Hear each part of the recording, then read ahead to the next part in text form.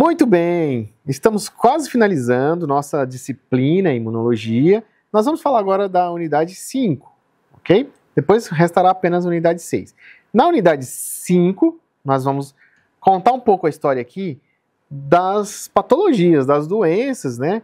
Em que se relacionam aqui com o nosso sistema imune, né? Mas primeiro a gente tem que entender, né, que esse processo todo, né, de imunidade, né, ele vai atuar principalmente contra invasões ou comportamentos celulares similares a antígenos, né? Não necessariamente vai ser uma invasão de uma bactéria, de um vírus ou de um parasita, mas pode ser um comportamento celular levando ali a alterações. Muito bem. E aqui na unidade 5, então, a nossa ideia aqui é pensar nas imunidades em doenças, ok? Como o nosso sistema imune reage a doenças. Por exemplo, tem doenças causadas por patógenos ou agentes infecciosos. E aí é onde a gente fala agora de resposta imune contra infecções, por exemplo. Então o sistema possui várias estratégias, como vocês viram lá, desde imunidade inata, imunidade adquirida, não foi? Depois nós vimos ali que dentro dessas imunidades a gente tem células específicas. Na imunidade inata, a gente viu que tem ali as células apresentadoras de antígeno, não foi isso? Muito bem. E a gente viu aqui na adquirida, a gente tem também os linfócitos, são específicos, geradores de memória, como o linfócito B. Grave isso, o linfócito B gera proteínas chamadas imunoglobulinas, que são, na verdade, os anticorpos. E a gente viu também que tem atuações específicas do linfócito T, como regulador, como citotóxico ou como auxiliar. Muito bem, para o sistema de defesa. Todas essas estratégias levam, por exemplo, a controlar aqui os tipos específicos de micro-organismo, ok? Então, as respostas imunes, nesse módulo aqui, nessa unidade, a gente vai ver que as respostas imunes, por exemplo, no caso de infecções, ou seja, infecções é tudo que infecta, tudo que invade. Então a gente vai chamar de infecção. E a infecção ela vai causar problema ao nosso sistema, ao nosso organismo, que vai gerar sinais e sintomas. Então veja, você foi infectado pelo vírus da Covid. Naturalmente, o vírus da Covid, né, a gente viu que ele vai atacar o sistema ali imune de forma rápida, né, que vai gerar outros problemas, como lá no pulmão, né, a gente viu que vários pacientes sofriam problemas pulmonares em decorrente do vírus. Era um vírus que entrou e está gerando um problema lá no pulmão. Veja, então já é consequência de abre portas, né, para outras coisas, né? Então tinha infecção viral, ele vai para lá, vai para a região do pulmão, e pode também, eu vi muitos casos de pacientes na época da pandemia, pacientes que tinham infecção viral, mas o que estava causando dano maior era a infecção bacteriana, ou seja, abriu uma porta no sistema imune para bactérias também invadir o pulmão. Então veja, pode gerar outros problemas, tá certo? Por isso que pacientes com imunidades baixas, a gente chamava ali de pacientes suscetíveis, né, a ter maiores problemas, ok? Por quê? Se a imunidade dele já é baixa, a porta vai estar aberta, a porteira vai estar aberta e eles vão gerar consequências, danos maiores, né? Então, dentro das infecções temos estratégias para responder, o sistema imune tem. Por exemplo, no caso de vírus, né, a gente vai ter uma resposta mediada ali, né, por interferons, que eu já citei para vocês, células NK, células, né, linfócitos TCD8, né, que é o caso contra Covid, contra gripe, nós teremos aí atuação, porque são parasitas intercelulares os vírus. E aí você lembra que o linfócito T tem uma atuação citotóxica específica, quando é o caso. E aí eu vou ter ali o sistema MHC1 atuando ali, né? Bactérias, eu posso ter bactérias, né, atuando ali, e aí o meu sistema vai combater, né? Por exemplo, macrófagos, os neutrófilos, né? Anticorpos como o IgM, IgG, né? Nas pneumonias bacterianas, que eu citei, por exemplo, no caso da Covid, tinha também essas situações de pneumonias bacterianas, além do viral. E aí eu tenho ali uma estratégia para o meu sistema responder contra as bactérias, por exemplo, usando ali os neutrófilos como linha de ataque, ou os macrófagos também, porque fazem fagocitose. Daí ele vai gerar resposta ali também para as bactérias, tá certo? Né? Resposta contra parasitas, né? Vamos lá, pensar aqui que os parasitas, ou eles vão estar atuando ali no sistema, e eu tenho uma proteína específica, como o IgE, né, imunoglobulina chamada IgE, ela vai estar atuando ali contra os helmintos, por exemplo, né, parasitas helmintos. Fungos também são combatidos ali por linfócitos T helper, né? Eu tenho um linfócito T helper que é... Lembra das atuações do linfócito T? Aí eu tenho que refrescar a tua memória. Nas aulas anteriores eu falei que o linfócito T tem uma atuação como auxiliar, né? Além de ser citotóxico e regulador. Quando ele é auxiliar, aí a gente chama de helper, né? Os auxiliares. Tem um linfócito T, uma característica do linfócito T helper 17. Ele atua especificamente aqui contra fungos, né? Alguns fungos específicos, né? Muito bem, essa é a estratégia de defesa contra invasores, contra infecções. Mas eu também tenho ali estratégia de defesas nas imunopatologias. O que é imunopatologias, né? Quando o sistema se desregula. Vamos lá.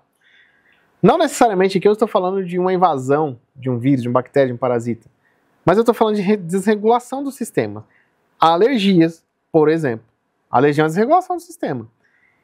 Aí, dentro de alergia aqui, vamos abrir um parênteses. Eu vou ter as chamadas hipersensibilidades. Eu vou ter elas em vários tipos.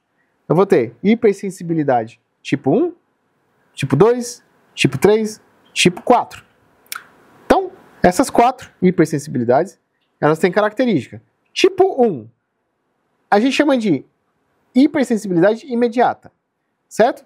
Que são alergias ali, mediadas, né, pelo IgE, que eu acabei de explicar, que é também contra uma hemoglobulina, um anticorpo desenvolvido contra parasitas? Sim. Mas contra alergias também a gente desenvolve ele, tá certo? Ele vai atuar ali também como uma resposta. É uma proteína, uma hemoglobulina, certo? A pessoa tem rinite alérgica, asma, sempre vai ter uma alergia imediata, uma resposta mais imediata, tá? Tipo 2, aqui eu tenho hipersensibilidade tipo 2, né, dentro de imunopatologias, que essa hipersensibilidade, ela vai ser um formato citotóxico aqui, ou seja, vai ter uma distribuição celular mediada por anticorpos. Por exemplo, anemia hemolítica autoimune. Aí já é uma situação que está levando a toxicidade aumentada, certo? Então a gente já tem que prestar atenção já, né, nesse tipo de hipersensibilidade. Aí eu tenho tipo 3, que são a formação de imunocomplexos, né? Então, esses imunocomplexos ficam causando inflamações. A pessoa, por exemplo, que tem lúpus eritematoso sistêmico, ela fica gerando o tempo inteiro um processo inflamatório constante, certo? Esse é um tipo 3. E um tipo 4 vai ser sempre uma hipersensibilidade tardia, né? Por exemplo, tuberculose vai gerar uma hipersensibilidade tardia. Dermatite de contatos também é um tipo de hipersensibilidade tardia. O que quer dizer isso aqui? Os linfócitos T também vão estar atuando aqui nesse processo de hipersensibilidades, tá bom? Dentro de imunopatologias, então eu dividi hipersensibilidades de 1 a 4 e também tenho doenças autoimunes, que é um tipo de falha de reconhecimento próprio, né? Tipo esclerose múltipla, diabetes, né, do tipo 1. São alterações autoimunes, ou seja, o meu autossistema de defesa, ele está produzindo células em excesso ali, ou produzindo defesas em excesso que para determinados genes específicos, né, que eu citei de diabetes tipo 1 ou esclerose múltipla, que a gente vai considerar como doenças autoimunes, nesses exemplos que eu dei. E ainda tem uma outra, além de hipersensibilidade de doença autoimune, eu tenho possibilidade de imunodeficiências. São duas, primárias e secundárias, tá bom? As primárias são genéticas. A gente tem uma bem específica que é SCID, que a gente chama de imunodeficiência combinada grave, e a gente tem as secundárias, que são adquiridas. Então veja, imunodeficiências podem ser adquiridas ou pode ser primárias. As primárias sempre são genéticas. Quando eu falo primário, você já sabe que é da origem, é primeiro, é lá na origem, na genética, medula óssea, né? No gene, DNA. E as secundárias podem ser adquiridas. O que é uma adquirida? Por exemplo, HIV e AIDS. HIV/AIDS. Isso é uma imunodeficiência adquirida por meio de um processo viral, né, que infectou nossas células e leva ali, né, a um processo ali contínuo, não tem mais volta, tem controle. Mas ela é adquirida, é uma imunodeficiência, ou seja, o sistema imune vai se tornar deficitário por conta de que se adquiriu uma imunodeficiência através da HIV/AIDS. Quando é primário, é o sistema imune deficitário por conta de algo genético, ok? Muito bem. Dentro desses fatores aí, nós colocamos ali para você também um desenho que mostra que as hipersensibilidades, pode olhar lá no desenho, como que age, né, dentro das imunopatias, ok? Muito bem. Agora, temos também que falar aqui de transplantes e rejeições a transplante. Isso tem a ver com o nosso sistema de compatibilidades, né? Todo o nosso sistema tem reconhecimento de superfície. As células têm reconhecimento de superfície, né? Ou seja, os órgãos são compostos de células, e os sistemas são compostos de células, né? Por que nos transplantes pode ter possibilidade de rejeição? Por incompatibilidades, né? Primeiro, por conta de o nosso DNA ser incompatível com o outro, né? Mas a gente precisa entender esse conceito, né? Então, dentro das rejeições, os linfócitos T, né, reconhecem antígeno doador como estranho. Aí eu já tenho um grande problema. Além de incompatibilidades normais, né, eu posso ter uma rejeição por conta da atuação dos linfócitos T, por exemplo. Se a pessoa transplanta, recebe um órgão, né, um doador, mesmo que passe ali nos testes, né, de HLA, né, antileucocitários humanos, foi compatível, né, tipo sanguíneo, tudo isso, antes de partir para propriamente o transplante. Ainda assim fez-se o transplante. Mas dado o momento, o linfócito T, ele pode enxergar esse transplante como algo estranho demais e ele vai querer combater isso aí. Ele vai lá e começa a combater. Vai fazer todo esse processo que eu expliquei para vocês nas aulas anteriores. Ele vai gerar todo o processo de defesa e aí ele vai atacar o órgão até destruir. Tá certo? Então, e aí o que se faz aí quando tem transplantes para evitar essa atuação dos linfócitos T, por exemplo, de ativar sistemas e tal, de linhas de defesa?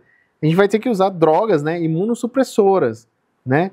Ciclosporina, por exemplo, são algumas drogas que a gente usa, né, para os pacientes, para a gente não ter, ou atuar ali como um calmante para os linfócitos, digamos assim. Vai atuar como controle do linfócito T, ok?